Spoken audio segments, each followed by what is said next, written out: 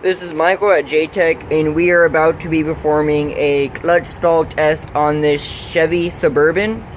And currently right now we're under the hood to check the condition of the engine to make sure it's running properly for this test, because if it is not, we could not continue with the test and it would give us inaccurate results in our testing.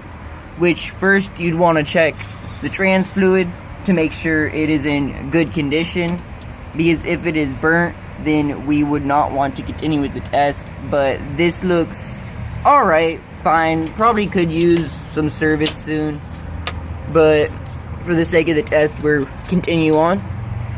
And a precaution for doing this test is to make sure the vehicle is chalked and secured in place, which we have done that right here.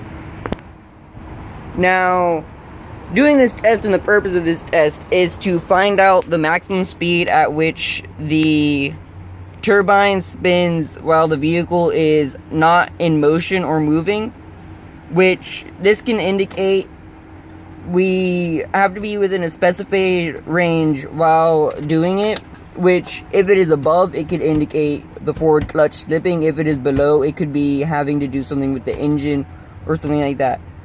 I am going to get the vehicle started and get the test ready to go. Now, for this test to do it, I have the vehicle currently in park and I am going to put it in drive. I am going to hold my foot down on the brake and push down on the gas to see the maximum amount of RPM we can reach. Now, for a vehicle where your RPM gauge is out, you can use a scan tool if it doesn't have one, or if it does not work, to still do this test. Now, we got around 2 grand of RPM, which we do not have the spec for this vehicle, so I would not know if that is above or below the specifications for this current vehicle.